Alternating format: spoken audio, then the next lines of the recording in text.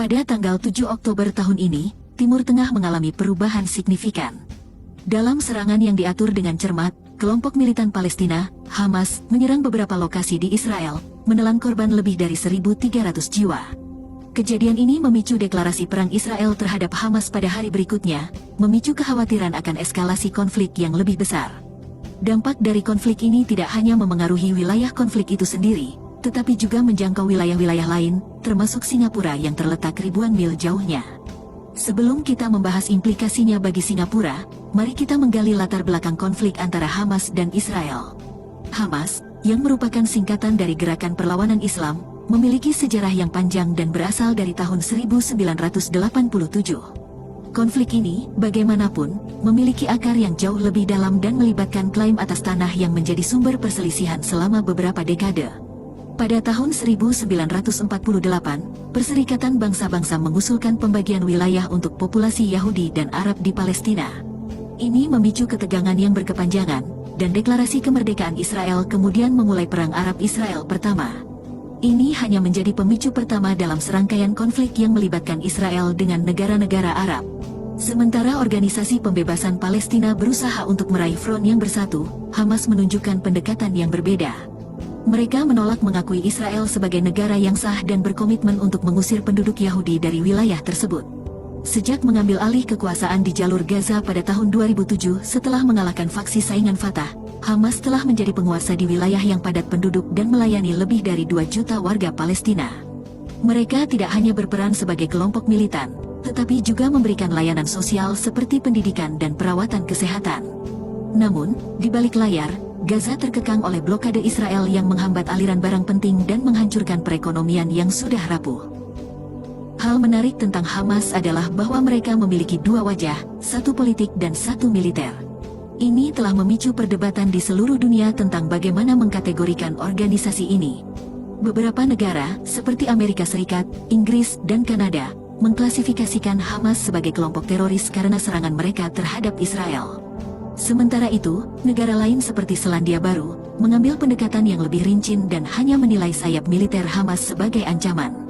Pada tanggal 7 Oktober tahun 2023, dunia menyaksikan serangan mendalam oleh Hamas terhadap Israel yang tak terduga. Mereka meluncurkan ribuan roket dari Gaza dan mengirim pasukan darat untuk menembus perbatasan yang kuat yang memisahkan kedua wilayah.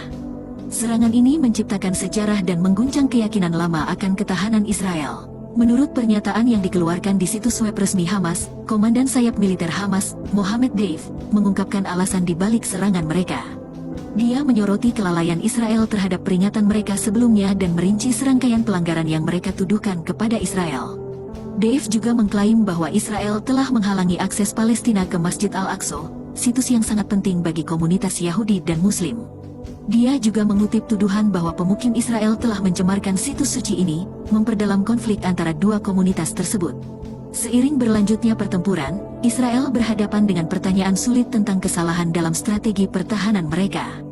Beberapa mempertanyakan mengapa sistem intelijen canggih mereka tidak mendeteksi rencana Hamas lebih awal.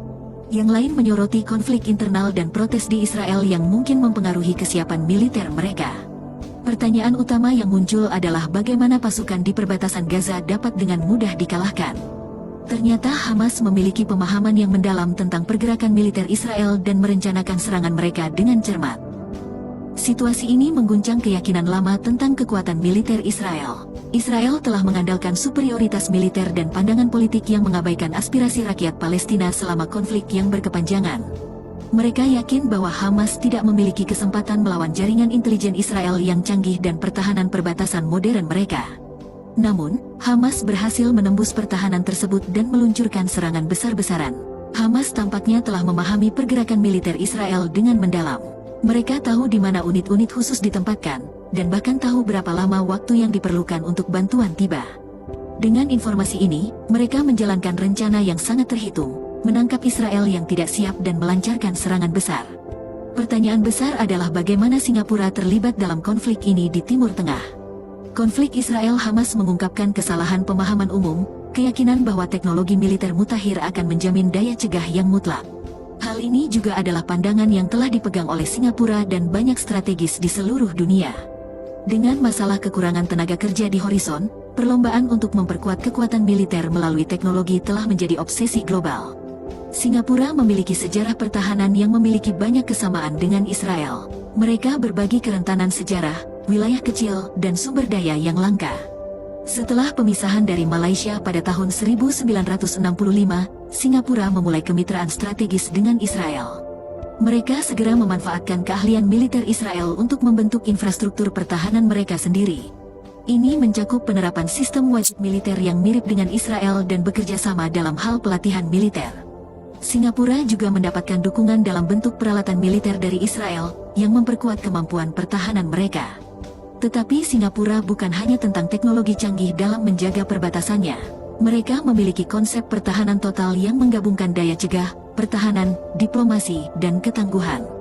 Mereka memahami bahwa teknologi adalah komponen penting dalam menjaga keunggulan strategis mereka. Dalam lanskap keamanan yang semakin kompleks, Singapura juga menghadapi potensi ancaman yang mencampur teknologi militer canggih dan serangan berbasis rendah. Ada kemungkinan bahwa kelompok ekstrim bisa menggunakan senjata modern dan kekuatan brutal untuk menyerang inti vital Singapura. Ini melibatkan serangan drone, serangan siber, dan disinformasi media sosial yang dapat menciptakan ancaman serius. Selain itu, Singapura juga harus menghadapi ketegangan antara China dan AS yang mengirimkan gelombang kejut ke kawasan Indo-Pasifik, termasuk Singapura. Kemungkinan konflik di Laut China Selatan, Selat Malaka, Taiwan, dan Laut China Timur juga menimbulkan ketidakpastian bagi keamanan Singapura. Di tengah tantangan ini, Singapura harus menemukan cara untuk menghadapi ancaman tinggi rendah yang semakin kabur. Mereka harus belajar dari konflik Israel-Hamas bahwa mengandalkan asumsi lama tentang keamanan bisa menjadi permainan yang berbahaya. Singapura perlu memiliki strategi pertahanan yang selalu diperbarui dan dapat beradaptasi dengan perubahan medan perang yang terus berubah. Pertanyaannya adalah apakah Singapura dapat tetap mendahului permainan dan menjaga pertahanannya yang kuat. Ini adalah teka-teki yang memerlukan perhatian mendesak dan pendekatan proaktif dalam menghadapi ancaman masa depan.